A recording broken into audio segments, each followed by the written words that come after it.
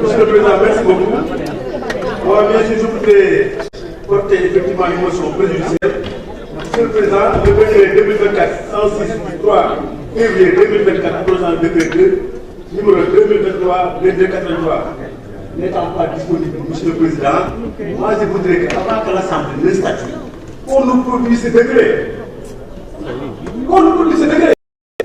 On ne peut pas être là à parler de questions extrêmement essentielles, des questions de la nation. Un décret de ce texte en commission pour l'examen.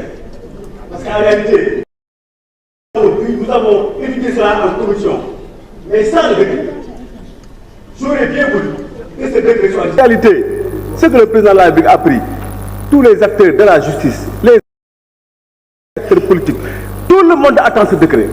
Donc je tiens fondamentalement à ce que ce décret soit mis en place. Monsieur le Président, je tiens à cette fragilisation des institutions de la République. Parce que le président de la République, on lui dit, il n'est pas défendu par le président de la République. C'est pourquoi je retiens à ce que ce décret soit mis en place, Monsieur le Président. On parle de loi, on parle de règles. Cette réglementation, c'est le président de la République qui doit être le premier. Le président de la République ne respecte pas la réglementation parce qu'on n'a pas encore le décret.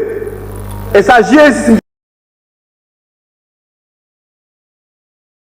Ce décret, nous en avons besoin. Ce décret cause des conséquences. Cette loi dont nous devons étudier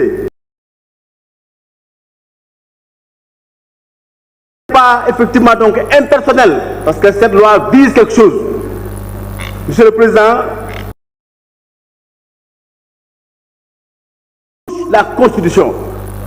Donc, Monsieur le Président, je voudrais bien que soit retenu. Monsieur le Président, nous demandons le renvoi de cette loi, le temps que les recours, parce que ce qui est sûr et certain, ce décret descendu sur terre, ici, il y aura des recours. Et que nous, Assemblée nationale, avant qu'on se prononce, il y a déjà des recours avant qu'effectivement que ce décret ne sorte. Donc, c'est extrêmement important parce que ça permettra même au président de la République de jauger ce qu'il a posé comme acte. Il a posé un acte. Si vous posez un acte, assumez l'acte que vous avez posé. C'est ça la réalité. Vous avez posé un acte, assumez cet acte-là. Attendez d'abord qu'effectivement cet acte-là ne soit pas attaqué, oui ou non. Extrêmement urgent, qu'on le mette à disposition. Le président, c'est un principe fort.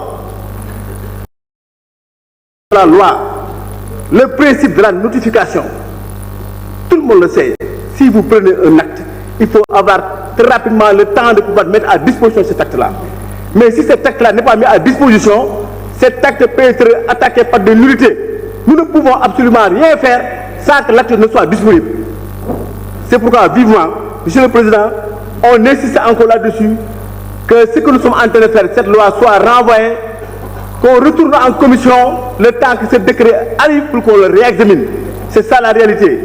Disons-nous-le, ce décret est d'une importance capitale.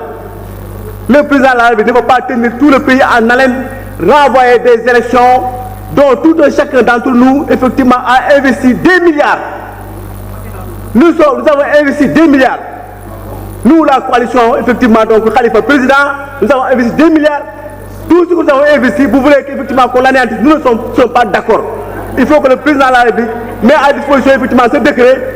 Je ne parlerai pas à des forestières, je suis désolé. Ce que je dis, c'est l'union pour la capitale. Il faut apprendre la loi, connaître ce que ça veut la loi. Il faut respecter la réglementation. Vous devez le respecter. La loi, le président de la République est le premier à le respecter. Donc, fondamentalement, nous demandons à ce que ce Merci, cher collègue. Merci, monsieur le Président. La parole est à notre collègue.